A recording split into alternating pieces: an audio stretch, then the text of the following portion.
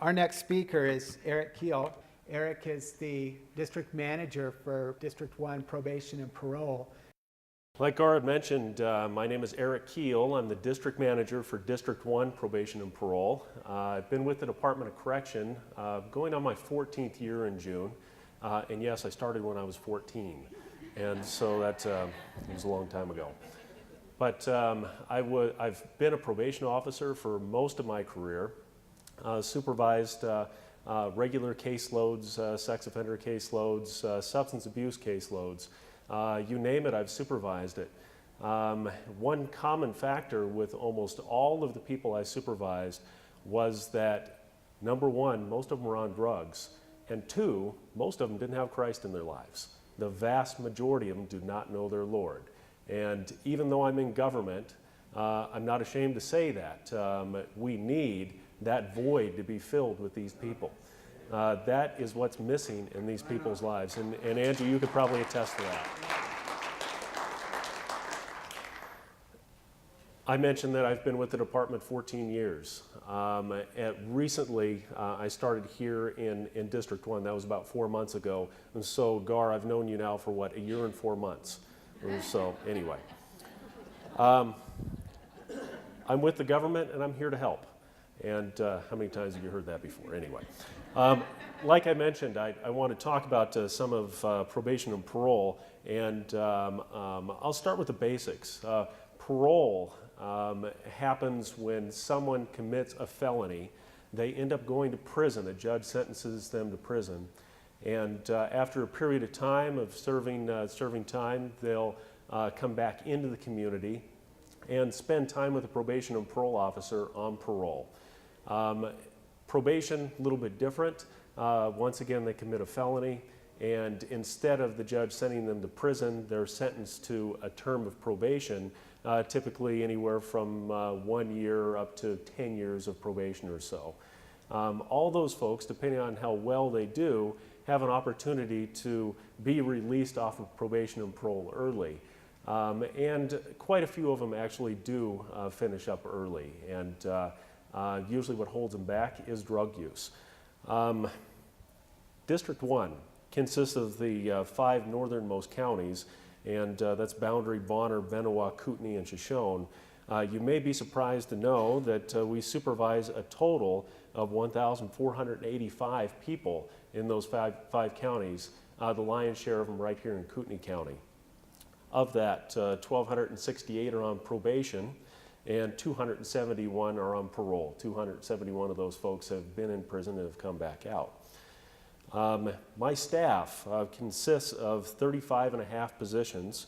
29 and a half of those positions are located out of the Coeur d'Alene office, and 6 out of our Sandpoint satellite office. Of that, the 35 and a half positions, 21 of those are probation and parole officers. Our caseloads consist of an average of 77 people on each of those caseloads. That's quite a few people to supervise when you consider the number of times that we have to see them in the office, in their homes. We check with their employers, we talk with treatment providers, and so forth. We have 3 supervisors. I'm one of them, and then we also have 2 section supervisors. We service, as I mentioned, the counties that I mentioned earlier, those 5 counties, with the help of 6 district judges. And I won't go into too much more detail there about the district demographics, except to say, and this is kind of a sobering statistic, 36 out of, well, I missed the statistic here. 1 out of 36 adult males in the state of Idaho is currently under some kind of supervision with the Idaho Department of Correction, whether it be on probation or parole or in prison. That's 1 in 36 males. That doesn't include the women, but that's 1 in 36 men.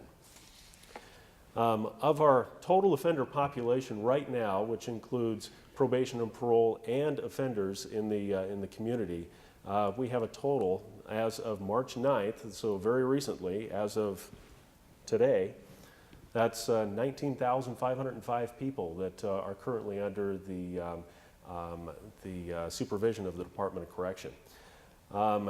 just to show a need of getting people back out into the community and doing it correctly. Our institutional capacity at this point in time, the number of beds that we have filled is at 100%. We have every bed filled in the Department of Correction. Our county jail capacity, we actually have to keep some folks in the county jails because we don't have room for them in prison. 98% of our beds in the county jails around the state are full. Right now, our total county jail population for males is 243 and females 121 in our county jails. Our probation population for the entire state, 10,198 people that we supervise on probation and parole, and on parole, 2,134. That's a bunch of people, a bunch of people that are hurting out there, a bunch of people, the vast majority of them, without Christ in their lives. And without your help. Mentors is something that is desperately, desperately needed from the Department of Correction. As James mentioned, he was talking about Bora Elementary, and 2/3 of those children there are at or below the poverty level.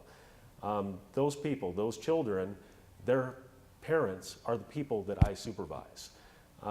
That's why they're in their poverty situations.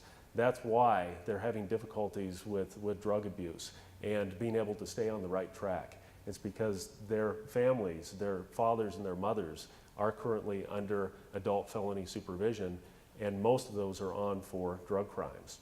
Most of them have some serious drug addiction problems.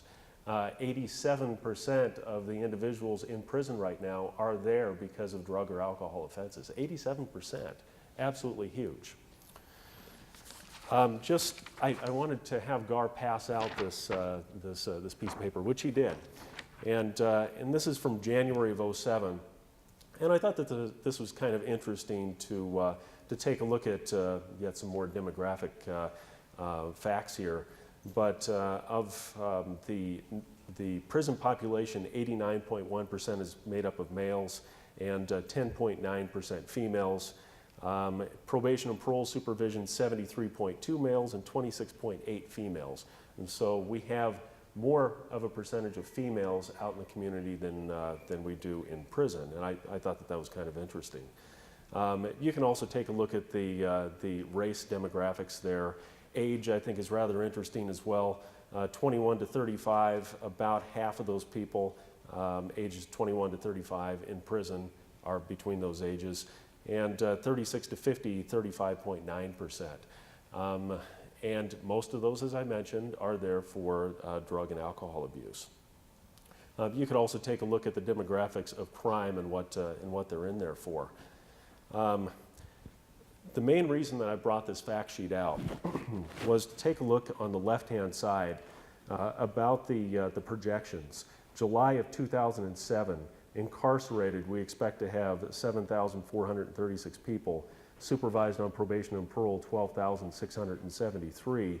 Go down to July 2010, you'll see our prison population jump up over 1,200, 8,870, and a projected number of people on supervised probation, 15,484. And also of interest, in the very bottom part of that on the left-hand side, in order to keep someone in prison, it costs the state, it costs you $48.78 a day on average. And look at probation and parole, it's $4 a day. If we keep people locked up in the institutions, we're looking at that roughly $50 a day to keep them in there. Folks like you can make a big difference in taking these people in, not actually taking them into your homes if that's not what you want to do, but mentoring these folks, bringing Christ into their lives, filling those voids that they need to fill with Christ, that right now they're filling with drugs and alcohol and sex and violence and so forth. They're looking, they're searching, they need folks like you in order to make that happen. The Department of Correction uses different supervision strategies in order to supervise these folks. We call it what works, best practices. And we go from event-driven supervision to contact-driven supervision, different drug treatment programs and so forth. But you folks are here, you are what works. It's bringing Christ into these people's lives that is going to make a difference. So please, I encourage you, be the mentors. Help out James with mentoring these children. Help out the folks under adult probation and parole supervision. Help those folks to overcome these drug addictions and bring Christ into their lives. Thank you.